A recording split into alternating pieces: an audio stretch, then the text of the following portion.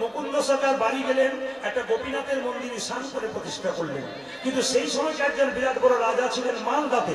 আপনাদের সামনে মালদা গৌর বলে একটা জায়গা আছে, ওখানে একজন নবাব হোসেন শাহ বলে একজন মুসলমান রাজা ছিলেন। নবাব, তার পেটে খুব যন্ত্রণা হচ্ছিল, কেউ ভালো করতে পারছিল না। একজন বললো, নবাব তোমার পেটের যন্ত্রণা ভালো করবে একজন, সে হলো শ্রীখণ্ডের মুকুন্দ সরকার।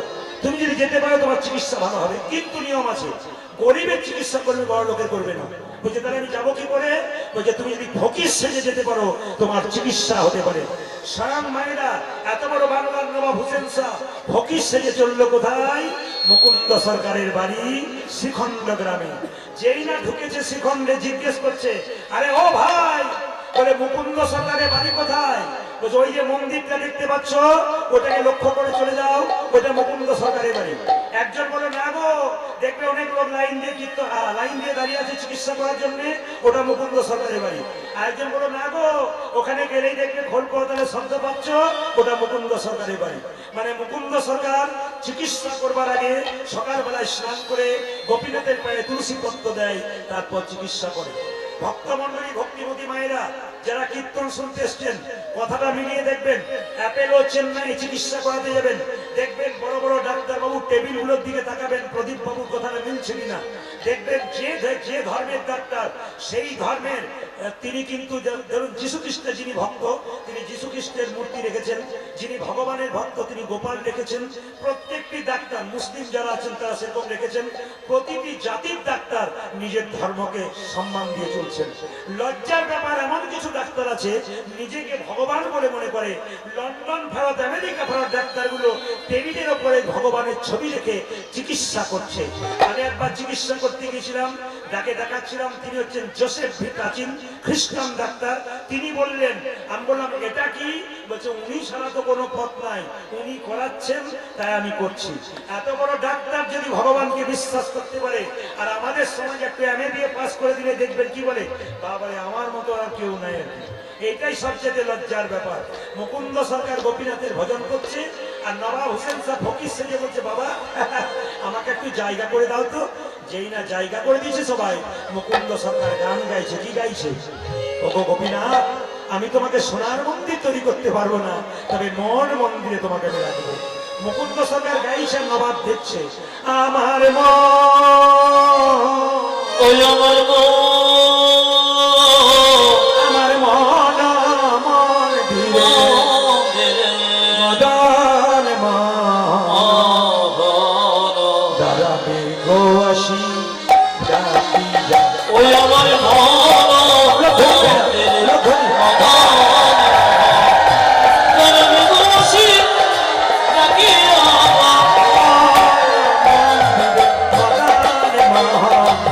দাঁড়াবে গো আসি ডাকিয়া। মদন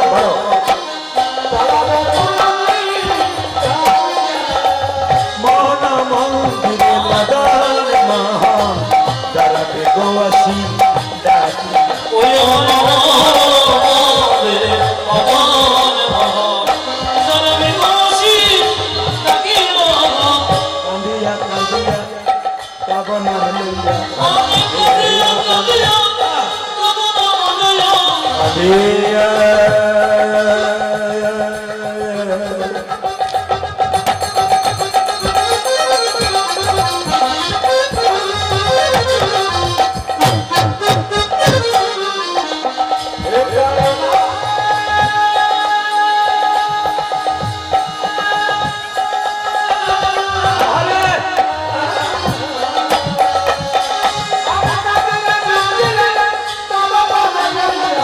কান্দিয়া কান্দিয়া তব নাম লইয়া, কান্দিয়া কান্দিয়া কান্দিয়া তব নাম লইয়া, কান্দিয়া কান্দিয়া তব নাম লইয়া, কান্দিয়া কান্দিয়া তব নাম লইয়া, প্রাণ জলে বুক ভাসাইয়া আমার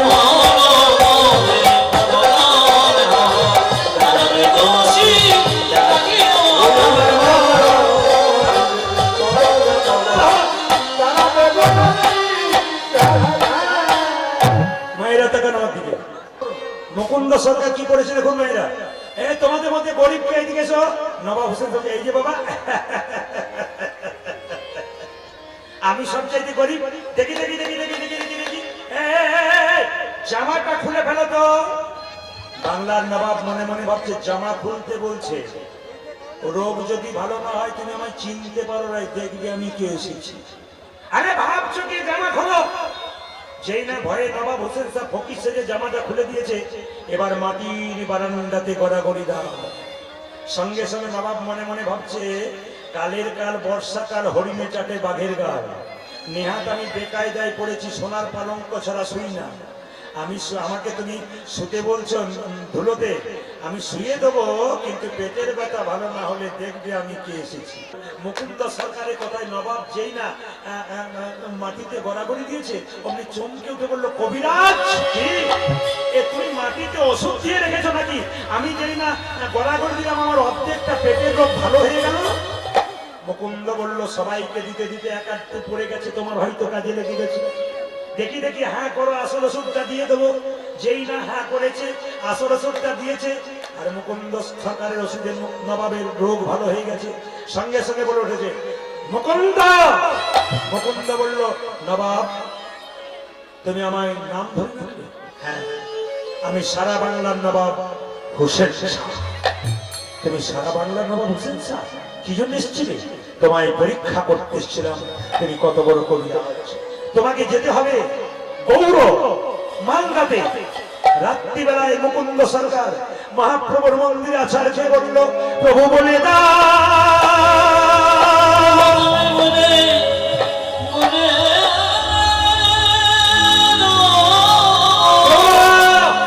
আমি গরিবের চিকিৎসা করতে চেয়েছিলাম, আমি হরিনাম করতে চেয়েছিলাম, মুসলমানের বাড়ি যাবো কেমন করে? মুকুন্দ সরকারকে মহাপ্রভু আকাশবাণী করে বললেন, মুকুন্দ, ঈশ্বর যা করে তা, জোরে বলবেন আপনারা, ঈশ্বর যা করে তা, আমি জোরে শুনতে চাই সবার মুখ থেকে, ঈশ্বর যা করে তা, একসঙ্গে সবাই হবে, ঈশ্বর যা করে তা। এখন যদি বৃষ্টি নেমে যায়, ঈশ্বর যা করে তা, আপনার বলছেন মঙ্গলের জন্য, অসম্ভবের কি অবস্থা? আচ্ছা বেশ, শব্দ বললেন মঙ্গল হয়। আপনার ছেলে পরীক্ষায় ফেল করেছে, কেউ যদি বলে ঈশ্বর যা করে তা মঙ্গলের জন্য, আপনি কি বলবেন? খুব ভালো করেছে। তখন বলবেন কি, বাজে বকবেন না তো, ঈশ্বর যা করে তা মঙ্গলের জন্য করে। প্রমাণ দেখুন, একজন রাজা একজন মন্ত্রী প্রতিদিন রাস্তা দিয়ে যায়, মন্ত্রী খালি একই কথা বলে, রাজা মশাই ঈশ্বর যা করে তা মঙ্গল, খালি একই কথা, ঈশ্বর যা করে মঙ্গলের জন্য করে। রাজা যাচ্ছে জঙ্গলে, মন্ত্রী পেছন পেছন যাচ্ছে। হঠাৎ যেতে যেতে রাজা রাস্তার মধ্যে জোরে একটা পাথর হোঁচট খেয়েছে, পাটা ফেটে গেছে, আর মন্ত্রী বলছে রাজা বলছে, কে আছিস, বেটাকে বন্দি কর, আমার পায়ে রক্ত ফুটলো। আর বেটা বলছে ঈশ্বর যা করে মঙ্গলের জন্য করে, কে আছে বন্দি কর। মন্ত্রীকে বন্দি করা হলো। রাজা একাই বনে গেল, গভীর বনে ঢুকে গেল, কোথাও কেউ নাই। জঙ্গল একটা কালী মন্দির, প্রত্যেক দিন একটা করে মানুষ বলি দেওয়া হয়। আজকে কাউকে পাই নাই, পাবি তো পা, রাজাকেই পেয়েছি। সবাই তাকান, রাজাকে খুঁটোতে পড়ে যায়। সেই না বলি দিতে যাচ্ছে, অমনি একজন বললো, দাঁড়া দাঁড়া দাঁড়া দাঁড়া, মায়েরা ছাগল বলি দিতে গিয়ে ছাগলের পায়ে খুঁত হয়ে গেলে আর বলি দেওয়া যায়? জোরে বলুন হ্যাঁ না না। রাজার পায়ে রক্ত বেরিয়ে গেছে, বলছে এবার দু থাপড়, চিনতে পারে না রাজা বলে, দু থাপড় দিয়ে বের করেছে। রাজা তখন রাস্তায় যেতে যেতে বলছে, মন্ত্রী তুমি ঠিকই বলেছো, ঈশ্বর যা করে মঙ্গলের জন্য করে, ভাগ্যে বেঁচে গেলাম। মন্ত্রীর কাছে গেছে, মন্ত্রী বলছে, রাজা মশাই শুধু তোমার মঙ্গল করেছে তা নয়, আমারও করেছে। বলে কেন? আজকে না হয় তুমি একাই গিয়েছিলে, তুমি হজব খেয়েছিলে বলে বেঁচে গিয়েছিলে, আমি যদি যেতাম তাহলে ঈশ্বর যা করে তা। কি মজা আছে না, বুঝলে বুঝবেন না আপনারা। মায়েরা, মুকুন্দ সরকার গেল কোথায়? নবাবের বাড়ি। কোথায়?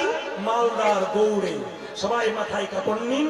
মুকুন্দ সরকার বলল, আমাকে একটা গোপীনাথের মন্দির তৈরি করে দাও নবাব, আমি জীবের দ্বারে হরিনাম দেবো, আর আমি যেন গরিবের চিকিৎসা করতে পারি। মায়েরা, মুসলমান মানে কি?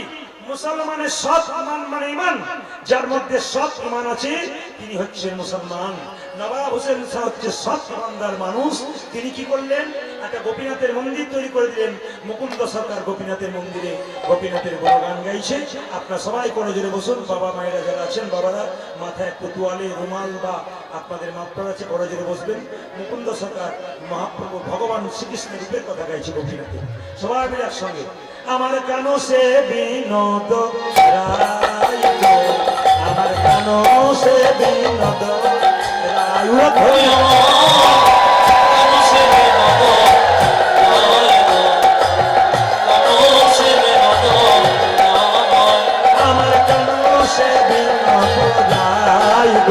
আমার কানো সে বিনোদ রায় ধরি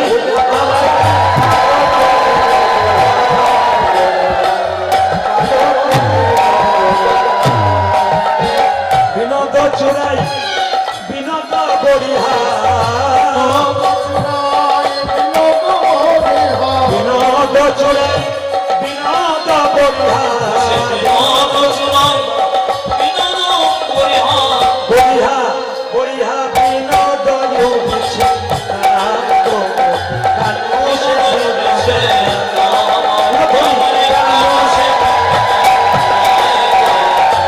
কানো সে বিনোদ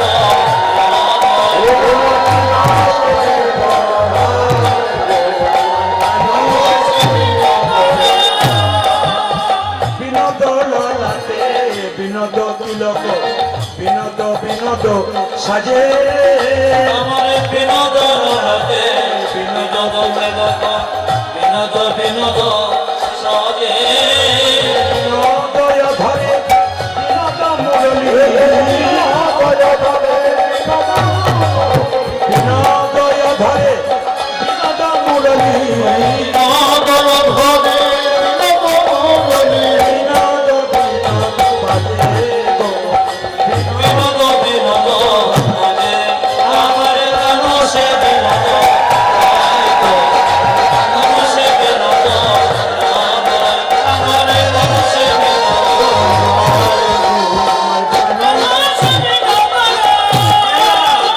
বিনোদ গোলাই বিনোদ মালা বিনোদ বিনোদ তোলে আমার বিনোদ গোলাই বিনোদ মালা বিনোদ বিনোদ তোলে কোন বিনোদিনী বিনোদ গাথরে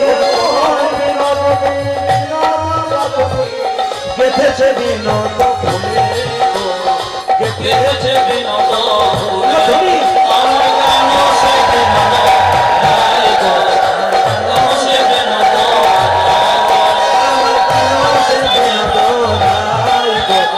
কানো সে বিনোদ বিনোদ কোটিতে বিনোদ ধতি বিনোদ বিনোদ সাজি আমার বিনোদ করিতে বিনোদ ঘটি বিনোদ বিনোদ সাজে বিনোদ চরণে বিনোদন ফুল বিনোদ বিনোদ বাজে গো বিনোদ বিনোদ ধরি আমার কানো সে বিনোদ কানো সে বিনোদ কানো সে বিনোদ আমার কানো সে বিনোদ রঘুনাথ কয় বিনোদ নাগর বিনোদ কদম বদলি আমার বেদনাতে কয় বিনোদ নাগর বিনোদ কত কাজে কত বিনোদিনী বিনোদ হেরিয়া কত বিনোদিনী বিনোদ হেরিয়া বিনোদিনী বিনোদ প্রিয় কলসি ভাসাইল জলে গো কানো সে ভাষা কানো সে বিনোদ কানো সে বিনোদ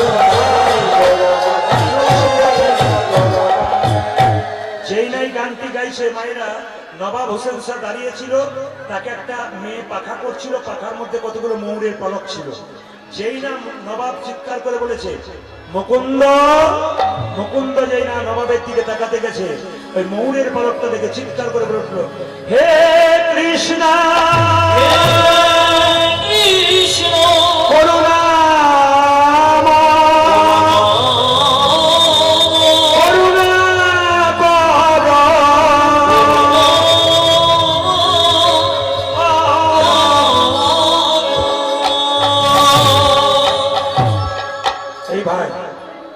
এই ভাই কে আছিস? একটু জল নিয়ে আয় তো। একটু জল এনে মুকুন্দের মাথায় দিয়েছে, মুকুন্দ অজ্ঞান হয়ে গেছিল, জ্ঞান ফিরে গেছে। নবাব জিজ্ঞেস করলো, মুকুন্দ তুমি যখন কৃষ্ণ নাম করছিলে, তোমাকে পেছন ডাকলাম, তুমি অজ্ঞান হয়ে গেলে কেন? মুসলমান নবাবের কথা শুনে মুকুন্দ বললো, তুমি তো মুসলমান, আমি তো হিন্দু, তুমি কৃষ্ণ অনুরাগের কথা কি করে জানলে? তোমার ওই মনের পলক দেখে আমি কৃষ্ণ দেখতে পেয়ে অজ্ঞান হয়ে গেছিলাম। আজ আমি মিথ্যা কথা বলবো? আচ্ছা নবাব, আমি তো সবার চিকিৎসা করি, আমার একটা রোগ আছে, মেডির ব্যারাম, তাই আমি অজ্ঞান হয়ে গেছিলাম। নবাব বলে উঠলো, মুকুন্দ, তোমার আমার রাজ্যে একটা নিয়ম আছে, এখানে কেউ মিথ্যে কথা বললে তাকে আমি ছেড়ে কথা কই না। তোমার যদি মৃগী রোগ থাকবে, তুমি যখন অজ্ঞান হয়ে গেছিলে কৃষ্ণ বলে কাঁদছিলে কেন? তোমার যদি মৃগী রোগ থাকবে, তুমি যখন অজ্ঞান হয়ে গেছিলে কৃষ্ণ বলে কাঁদতে কাঁদতে তোমার চোখ থেকে জল পড়ছিল কেন? মুকুন্দ সরকার বলল, নবাব, আমার অপরাধ হয়ে গেছে। নবাব বলল, অপরাধ তোমার হয়নি, আমার হয়েছে। তোমার মতো কৃষ্ণ ভক্তকে আমার কেনা গোলাম মনে করে আমি ভুল করেছি। মুকুন্দ, তুমি শ্রীখণ্ডে ফিরে যাও, গোটা শ্রীখণ্ডটা আমি তোমার নামে লিখে দিলাম, যাতে তোমার কোনো অভাব থাকে না। গোপীনাথের মন্দির তৈরি করো, জীবের দ্বারে হরিনাম দাও, আর গরিবের চিকিৎসা করো। তবে নবাবের যদি কোনদিন হতভাগ্য নবাবের কিছু হয়, তুমি যেন দেখে যাও। মুকুন্দ সরকার নবাবকে সালাম জানিয়ে চললো কোথায়? আবার শ্রীখণ্ডে। যেতে যেতে গাইছে, আমি কোথায় গেলে পাবো গো দেখা আমার ঘন শ্যাম, আমার ঘন শ্যাম।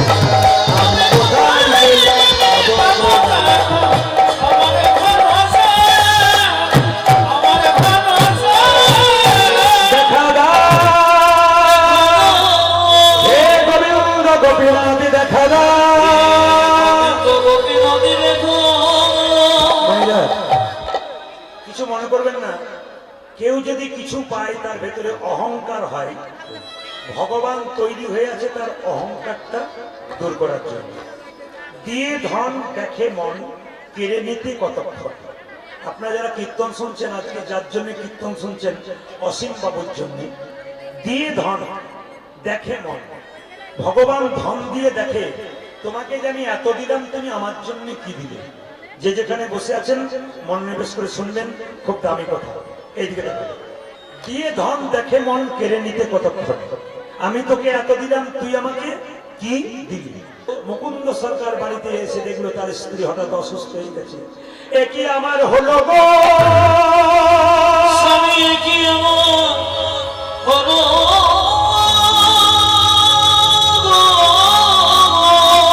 অহংকার সারা বাংলা চিকিৎসা করে অহংকার হয়ে গেছে। ভগবান তার স্ত্রীর গর্ভে একটা সন্তান আসবে তার জন্য কি করলো, রোগ দিয়ে দিল। স্বামী আমার সর্বাঙ্গ যেন জ্বলে যায়, স্বামী, আমার সর্বাঙ্গ যেন জ্বলে যায়। এ কি আমার হলো গো?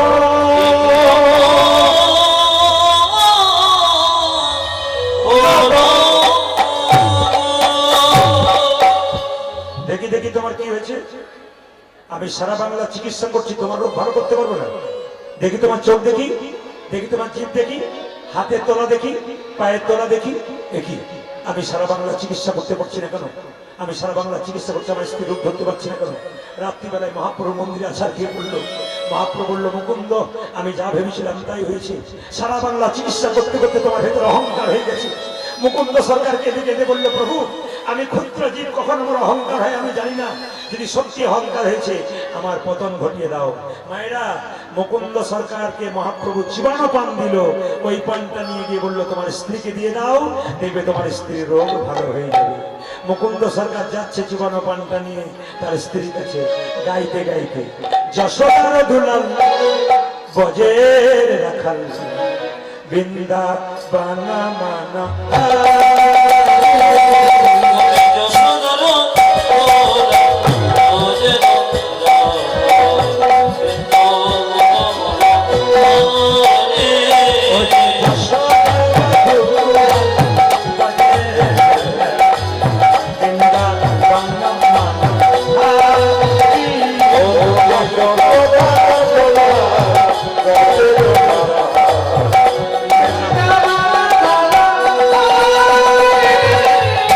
জনা বল্লভ রাধিকা রামা, জনা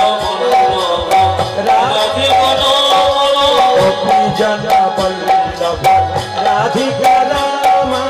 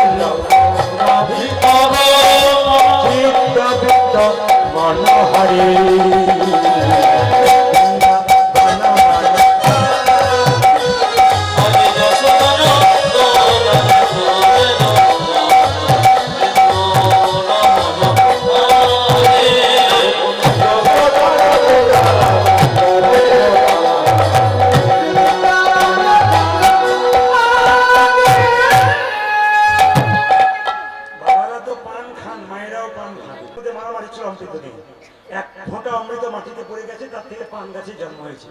তারপর পান যারা খাচ্ছেন তারা অমৃত খাচ্ছেন, কিন্তু পান শুধু খেলে ভালো, জর্দা দিলে, দোক্তা দিলে, মশলা দিলে পান নিতাই গুড় হরি বলি। আচ্ছা মায়েরা কিছু মনে করবেন না, বিয়ের সময় চোখে কি ঢাকা দেওয়া হয়? জোরে বলুন। আচ্ছা দেখবেন বাবা, বাচ্চাগুলো সামনে বসে আছে 4-5টা, কিছু মনে করবেন না, আপনারা চুপ করে থাকুন।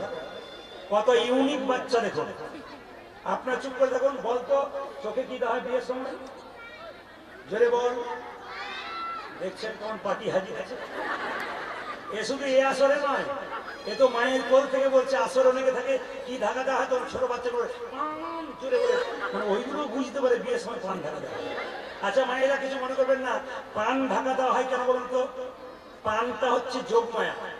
পানটা সরিয়ে যখন মেয়েটি স্বামীর মুখ দেখবে, তখন মায়ার যোগ, জোরে বলুন, জোরে বলুন, মায়ার যোগ হয়ে যাবে, আমি তোমার তুমি আমার। মানে পানটা যখন মেয়েটি সরাবে, স্বামীকে দেখবে, মায়ার যোগ হবে। এই কথাটি একটি আসরে বলেছি, একটি কাকা বাবুর বাড়িতে বাসা। উনি বলছেন, বাবা প্রদীপ, তুমি যে বললে পান সরালে মায়া হয়, আমার 3টে বউ 3টে ছেলে মায়ায় নাই খালি ঝগড়া করে বেড়াচ্ছে। কাকা বাবু মায়া থাকবে কি করে? বলে কেন, পান ঢাকা দেওয়ার আগে কতবার রাস্তাতে দেখা হলো, ওই জন্য কিন্তু আর মায়া নাই। না না, এ তো একটা আপনাদের সঙ্গে একটু মজা করলাম। সবাই লক্ষ্য করুন, চিবানো পানটা দিয়েছে আর তার স্ত্রীর গর্ভে সন্তান এসেছে। সেই সন্তানটা 10 মাস 10 দিন পর সরস্বতী পুজোর দিনে জন্ম হচ্ছে। সবাই মাথায় কাপড় নিন, একটা ভক্ত সন্তানের জন্ম হবে আপনাদের বাড়িতে বাড়িতে ভক্ত সন্তানে।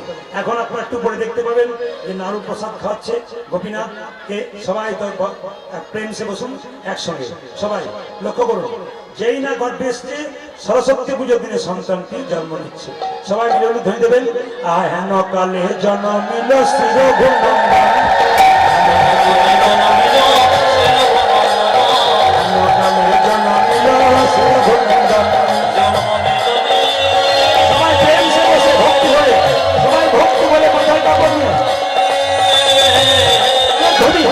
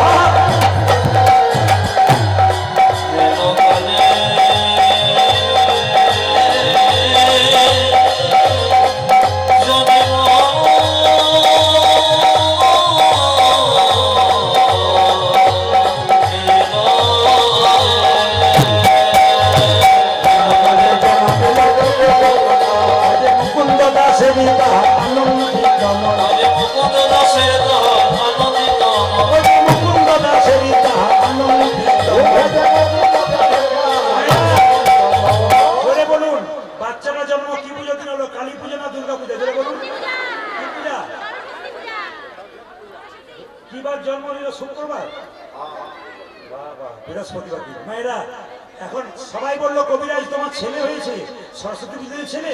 আনন্দ ধরে না,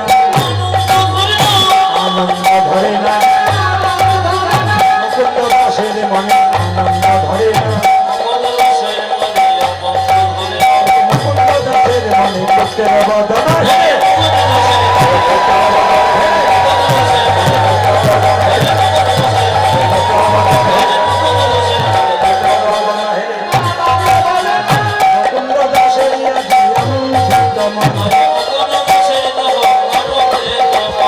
দুই কানে শোনাইল মধুর হরিনাম, দুই কানে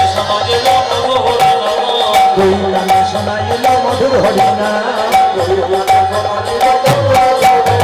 হরিনামে শোনালো, হরিনামে শোনালো, সংসারের কথা শোনালো, হরিনামে শোনালো, সংসারের কথা শোনালো, নামময় দেখা হলো।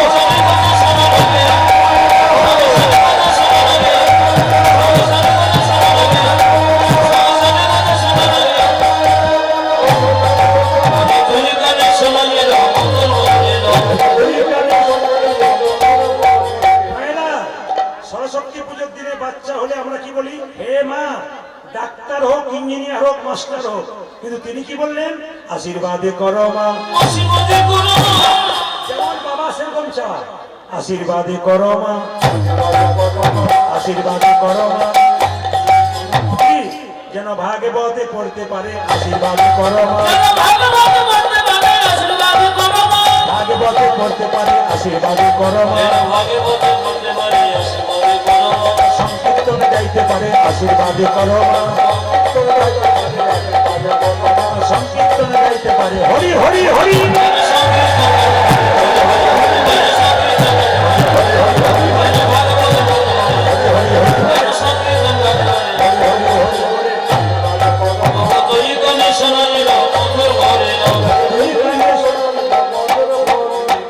নাম রাখলো কি? রঘুনন্দন। এই রঘুনন্দনটি কে মা? কামদেব মদন, তিনি রঘুনন্দন। কামদেব মদনের 5টা বাণ কৃষ্ণকে মারতে গিয়েছিল। কৃষ্ণ বলল, কামদেব তোমার পিতা ব্রহ্মাকে জিজ্ঞেস করো, এ বাণ আমি তোমাকে দিয়েছি নয়, তোমার পিতাকে দিয়েছি। তুমি আমার দেওয়া বাণ তুমি আমায় মারলে, তোমাকে অভিশাপ দিলাম, তোমার মর্তকুলে জন্ম হোক। কামদেব কেঁদে কেঁদে বললো, শোনো, অভিশাপ দিয়ে দিলে মর্তকুলে জন্ম হোক, আশীর্বাদ দাও যেন তোমার চরণ সেবা করতে পারি। ভগবান বলল, কামদেব তুমি তো খুব চালাক গো, যদি তুমি আমার চরণ সেবা করো, আমাকে ভগবান রূপে যেতে হবে, তুমি ভক্ত রূপে যাবে, আমি শ্রীখণ্ডে গোপীনাথ রূপে যাব, আর তুমি রঘুনন্দন রূপে যাবে। একদিন 5 বছর বয়সে তোমার হাতে নাড়ু খাবো,